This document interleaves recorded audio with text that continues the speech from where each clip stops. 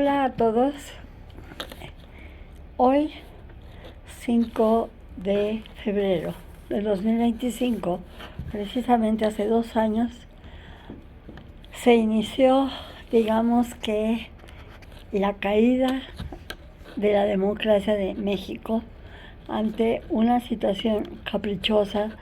del grupo en el poder. Lo sucedido, lo voy a repetir, como yo lo recuerdo que pasó, fue que en la celebración del aniversario de la Constitución de México, que es el 5 de febrero en Querétaro, el señor entonces presidente José Manuel López Obrador no le dio a la presidenta de la Suprema Corte de Justicia de nuestro país el lugar que merecía como tercer poder, digamos, de una democracia como era la nuestra.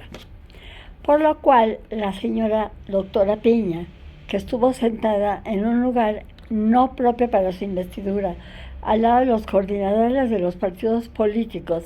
en lugar de estar al lado del presidente como un poder más, insisto, para la celebración, esto originó que ella considerara que si no se le da su lugar,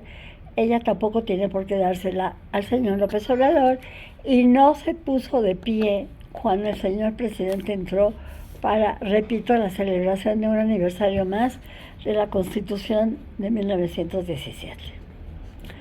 Ahí se inició un pleito de capricho entre un poder ejecutivo dirigido por un individuo visceral, por un individuo que hasta cierto punto ignoró o dejó de lado lo que significa los poderes en una democracia, y también se inició la agresión constante del sistema judicial en México para desacreditar, lastimar, agredir y en alguna medida desprestigiar, o en gran medida desprestigiar, a la doctora Norma Piña, que por primera vez en la historia de nuestro país una mujer ocupaba la presidencia de la Suprema Corte de Justicia. Voy a repetir que en México, en cualquier democracia, existen 3 poderes que son lo que representan que el sistema o el régimen político es una democracia. Un poder judicial, un poder ejecutivo y un poder legislativo. Los 3 poderes tienen el mismo rango, llamémosle así, tienen el mismo peso. Esto quiere decir que el presidente del Ejecutivo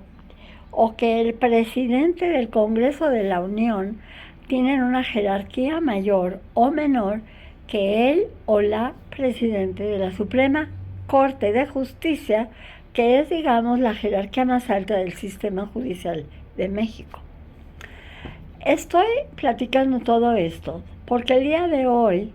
que nuevamente se celebra un aniversario de que se creó la Constitución de nuestro país, eso significa que se estableció lo que conocemos como la Carta Magna, es decir, las leyes, la norma jurídica que debe regir el gobierno de este país. Resulta que la presidenta actual, la señora Claudia Sheinbaum, decide que no debe participar en esta ceremonia la doctora Piña, presidenta de la Suprema Corte de Justicia. Esto quiere decir que la señora Sheinbaum se abroga, quiere decir, se regala el derecho de decidir quién manda en este país. Obviamente diciendo, mando yo. Yo no tengo la menor duda de que la gran mayoría de los medios de comunicación y la gran mayoría de nuestros ciudadanos se han percatado de lo que esto significa. El que ignoren por un pleito visceral de uno o dos individuos contra una persona que ocupa un puesto que debió haber sido ocupado porque así está establecido en la Constitución, no significa que ya le da el derecho a estas personas de decidir el qué, el cómo, el cuándo y el con quién se llevan a cabo las acciones oficiales de nuestro país. Y esto también me trae a colación lo que está viviendo México, precisamente por esta ausencia de capacidad de gobierno que estamos teniendo, que da como resultado un capricho de que nuestra doctora Piña no esté invitada al acto conmemorativo del día de hoy, sino que la consecuencia muchísimo más seria es a donde estamos cayendo, hablando constantemente de nuestra relación comercial, sobre todo con los Estados Unidos de Norteamérica, que es nuestro vecino inmediato, y con Canadá, que también es nuestro vecino, hablando de Norteamérica, y que los tres conformamos, porque así lo firmamos, un tratado de libre comercio que ahora se le da el nombre de TEMEC. Yo, lamentablemente, me siento como que impotente. Créanme que no es por ego, pero me encantaría tener la posibilidad de que más personas me escuchen para que se den cuenta de las barbaridades que se están haciendo en nuestro país y que están llevando a la población, que de por sí está en una situación de económica no boyante ni mucho menos, nos están llevando verdaderamente al hoyo. No puede ser que los medios de comunicación aplaudan actos de la señora Sheinbaum como ignorar a la doctora Piña y que de veras crean que la influencia de la señora Sheinbaum sobre Donald Trump es tan grande que gracias a esa conversación de 40 minutos telefónica que tuvieron, el señor Trump decidió regalarle al país un mes más de libertad comercial, evitando que se impongan aranceles que no tenemos por qué aceptar porque está contraviniendo un tratado de libre comercio firmado el 30 de noviembre del 2018 precisamente por Trump, por López Obrador y por el señor Trudeau de Canadá. Entonces, la pregunta, como siempre, que me hago y que quisiera hacerles a los que me escuchan, es si se dan cuenta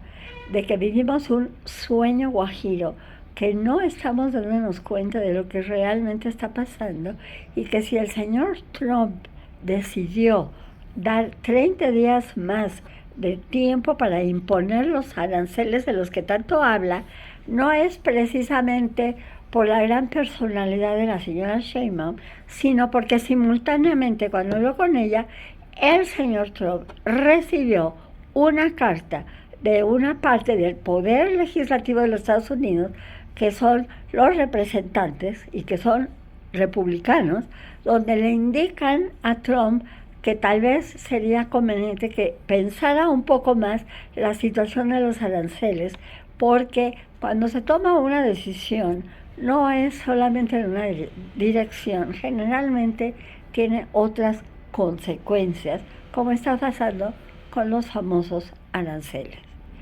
Tenemos que tener en cuenta que ningún ser humano es indispensable, por muy importante, por muy rico, por muy inteligente, por muy prestigioso que sea. Dependemos unos de otros para que el mundo entero vaya desarrollándose hacia la perdición o hacia el triunfo. Eso no lo sabemos hasta que no lo vivamos. Pero lo que sí les puedo asegurar, que el señor Trump ni está tan loco como creen, ni es tan visceral como creen, y que muchas cosas de las que hace los tiene perfectamente calculados, porque eso sí, como lo he dicho 1000 veces, lo que pesa en las decisiones políticas sociales y económicas de toda la sociedad internacional es la economía, es la riqueza, es el dinero. Y no podemos dejar de lado el hecho de que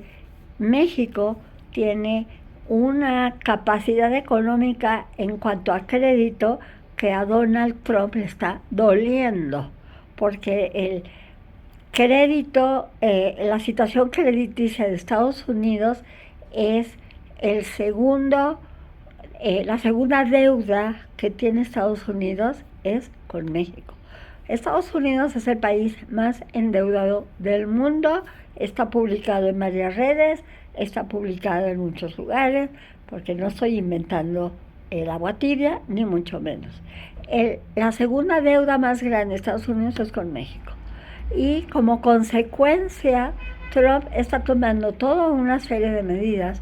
obviamente también provocadas por su manera de ser, por su manera de ver las cosas, en el sentido de cómo presionar, porque se ha dado cuenta, y esa es la tristeza del ser humano, que es como reaccionamos ante el miedo.